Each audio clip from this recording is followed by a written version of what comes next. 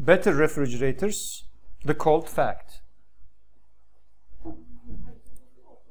Daha iyi buzdolapları, refrigerator, bunu kısaca fridge de deniyor. To refrigerate diye bir fiil var arkadaşlar. T'den sonra E harfi var. To refrigerate, soğutmak demek. Refrigeration unit diye geçer mesela fabrikalarda veya hatta işte tırdı, tren gibi böyle soğutmalı taşıma yapan sistemlerde. Soğutma ünitesi anlamında. The cold fact, soğuk, gerçek. Gerçeğin soğuk yüzü falan. 1/5 of the electricity used in the average US home feeds the steel box that dominates the kitchen. Öznemiz veya fiilimiz hangisi? Feeds, fiilimiz. Bundan öncesi öznemiz. O zaman 1/5 of the electricity used in the average US home. Ortalama bir Amerikan evinde kullanılan elektriğin beşte biri. Evet. 1/5, beşte biri feeds the steel box that dominates the kitchen. Feed, beslemek. Normalde bir çocuğu beslersiniz veya bir hayvanı beslersiniz ama burada da elektrik neyi besliyor? Steel box. Çelik kutuyu besliyor. Çelik kutu ki dominates the kitchen. Mutfağı domine eden, evet, mutfağı tabii yani baskılamak değil de burada o kadar büyük ki mutfağı böyle kaplayan gibi. Evet. Varlığını hissettiriyor yani. Mutfağı domine eden çelik kutuyu beslemektedir. Ortalama Amerikan evinde kullanılan elektriğin 5'te biri mutfağı domine eden o çelik kutuyu beslemektedir. America's 110 million refrigerators tax utilities and they also release pollutants. Fiilimiz and they'e kadar bir cümle var.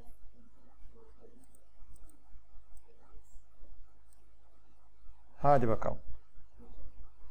Utilize mi, utilities mi bu? Bir bu. İkincisi özne tekil mi, çoğul mu? Tax ne peki? Vergi. Ondan önceki ne peki? Kelimelerin anlamlarını verin bana. Amerika'nın 110 milyon buzdolabı. Refrigerator, buzdolabı. Ne oldu şimdi o zaman? Şimdi vergisi demeniz için refrigerators'ten sonra apostrofi olması lazım. Tax fiil o zaman. Güzel. Tax normalde vergi demektir. Peki end'e kadar veya utilities'e kadar. Utility neydi bu arada? Utility property ile karıştırmayalım. Utility cihaz demektir. Dediğim gibi to utilize diye utility T'den sonra Y harfi var.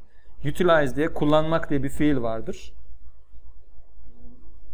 Yok, utility cihaz demek burada. O zaman Amerika'nın 110 milyon buzdolabı utilities'i, cihazları vesaireyi tax ediyor. Etmektedir. Ne demek olabilir? Buzdolabının bir şeyi vergilendirmesi. Demek ki yeni bir anlamıyla karşı karşıyasınız. Biraz önce şeyden bahsettik. Vücut çalışmaktan bahsettik. Halter kaldırmaktan bahsettik. If you lift a very heavy object, this object taxes your body. O ağır object vücudunuza yük bindirmekte. Tax, yük bindirmek demek. Bir yük uygulamak demek. Zaten muhtemelen tax oradan geliyordur. Bir vergi istiyor devlet sizden veya eskiden şeyi düşünün, mesela bir derebeyi, lord'tu bilmem neydi, sizin üzerinize tax bindiriyor işte yani.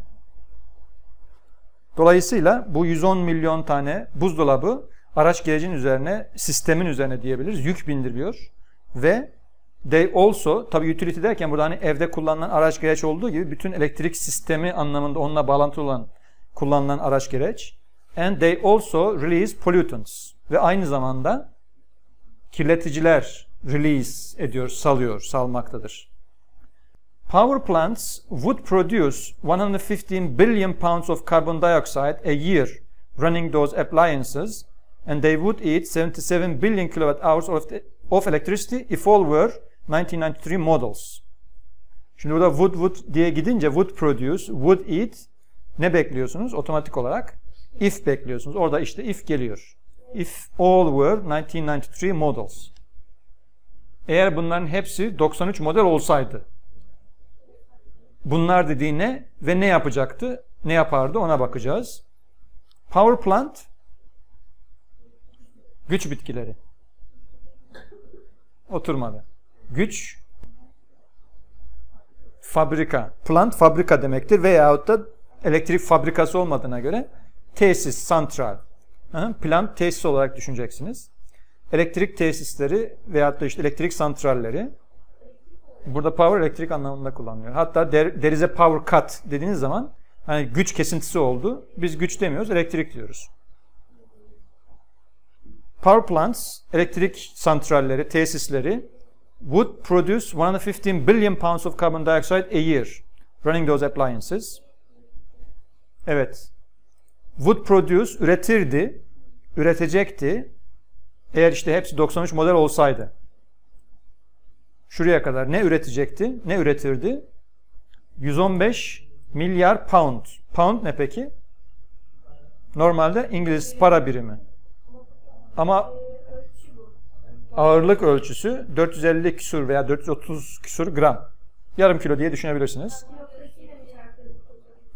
Demek ki işte 115'in yarısı 120 olsa 60 diyecektik. 55-58 milyar kilo. Karbondioksit a year. Yılda şu kadar milyar kilo karbondioksit üretecekti. Running those appliances. Çok güzel. Ev aleti. Run peki burada ne? Çok güzel. Çalıştırmak, işletmek. Bu aletleri çalıştırmak üzere yılda şu kadar milyar kilo karbondioksit üretecekti. Elektrik santralleri. Bu appliances burada ne demek oluyor demek ki? Neden? Konumuz neyle alakalı?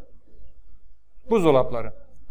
Şuradaki running those appliances dediği sadece buzdolaplarını çalıştırmak için yılda işte 58 ne kadar milyar kilo karbondioksit üretecekmiş. Onları çalıştıracak, elektrik elde etmek için. And they would eat 77 billion kilowatt hours of electricity. Ve şu kadar işte milyar kilowatt saat elektrik yerdi bunlar, bu aletler tüketirdi. Eğer hepsi 93 model olsa. Demek ki yazı 93 yazısı. Many are older. Çoğu daha da yaşlı, daha eski. So, bu durumda the true figures are higher.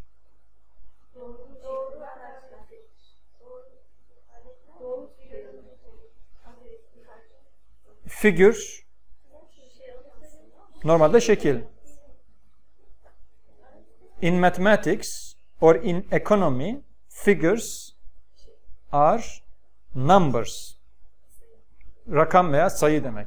Evet. Bunlar pek çoğu daha eski. Öyleyse bu durumda gerçek rakamlar daha yüksek.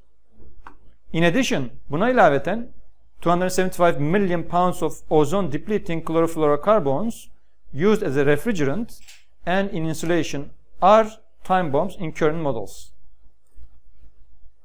Öznemiz bu seçili olan kısım.